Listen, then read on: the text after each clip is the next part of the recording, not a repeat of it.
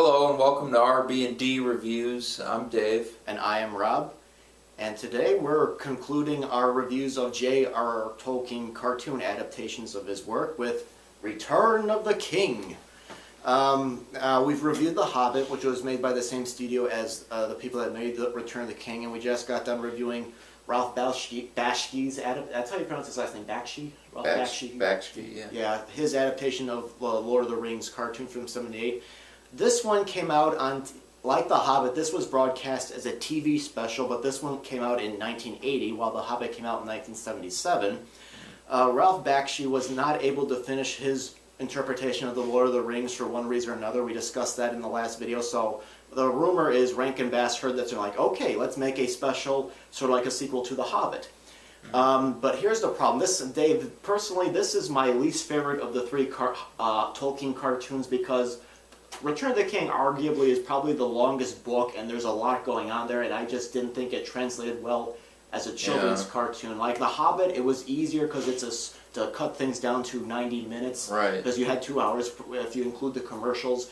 And it's easier with The Hobbit because it was a simpler story, and there was stuff that could easily be cut that could still make sense. With Return of the King, that didn't work. Yeah, well, this kind of, I mean, this was made for like kids' benefit, and they wouldn't have sat through something that was like hours long anyway. And I mean, this does have the main idea of the story, but it adds in a whole bunch of other things as well. It's got like there's in the very beginning they're having like Bilbo's 111th birthday, 129th birthday and everything, and then they've got this like minstrel guy there, and he's doing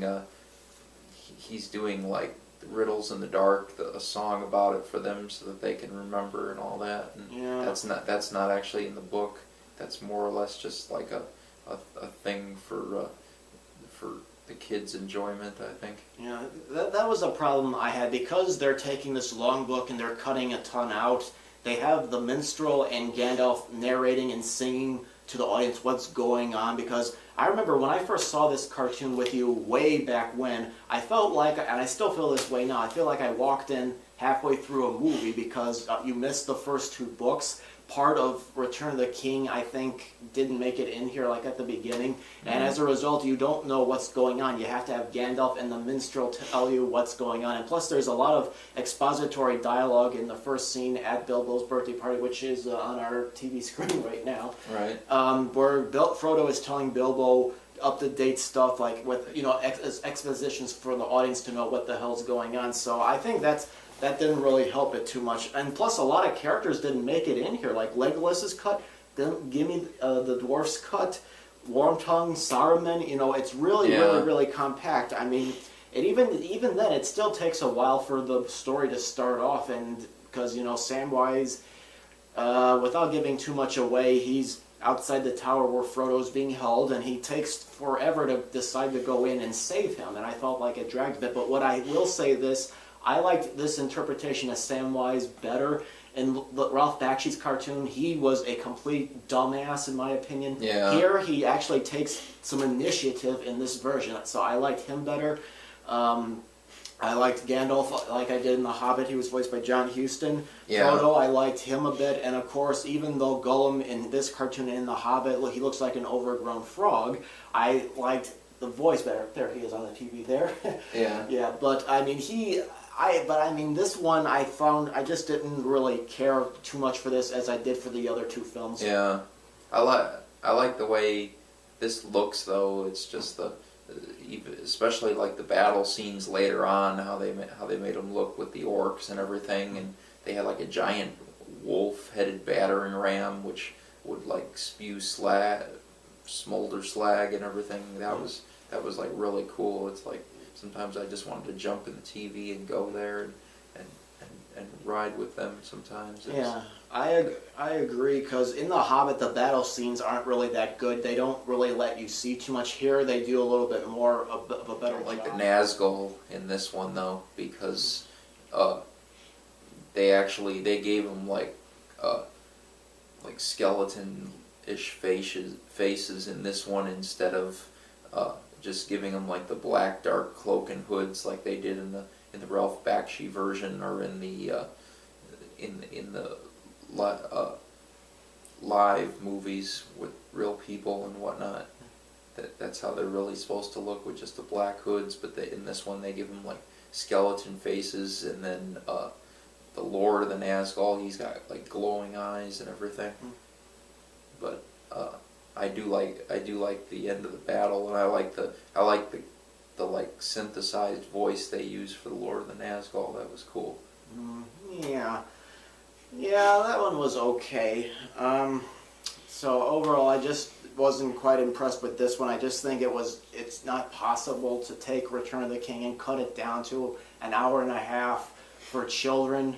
Even though Rankin-Bass, jumped on ahead and went ahead and finished the trilogy for Ralph Bakshi, they tried to, later on with DVD, they tried to make this into a box set trilogy, and this movie doesn't take off where the previous film ended, and to me, it's just too confusing, and plus the songs in this one. What was good about The Hobbit is they actually used some of the songs and poems that were in The Hobbit. This one, because there weren't that many, they had to come up with original stuff, and sometimes it stops the stories in its track. Yeah, and it's a little bit corny. Yeah. So overall, of the three, I would rank Hobbit as the best of the three, then Lord of the Rings, and then this one here. It doesn't work as a children's movie. Like, I'm sure if Ralph Bakshi had finished it, it would have been much better. But I just felt like this one didn't work like it did with The Hobbit. I agree with that. I mean, I like this one a little bit better than Ralph Bakshi's, but yeah, The Hobbit is like my favorite out of all three movies. I rank that first. Yeah, well, I think Lord of the Rings, Ralph Bakshi was able to do a bit more here because it was a feature film for the theaters than this one was. Yeah. So I think he did much better job with details, and even though he also used some expository dialogue, at least it felt, that it was more mature. This one obviously was for kids, and it just felt rushed sometimes, and it just felt like like I said, it's probably the longest book. We can argue whether or not there's ever been a good adaptation of any of Tolkien's books. There's some people that don't. But I just feel like Return of the King as a cartoon, it just wasn't made as a family film for, like in this case, for a target audience for children like The Hobbit did. It depends, kind of, with me. So.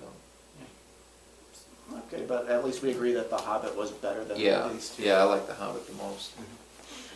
All right, well that concludes our video on the three cartoons of JRR Tolkien's work. So feel free to leave any comments you have about these movies if you have seen them, and thank you very much for watching.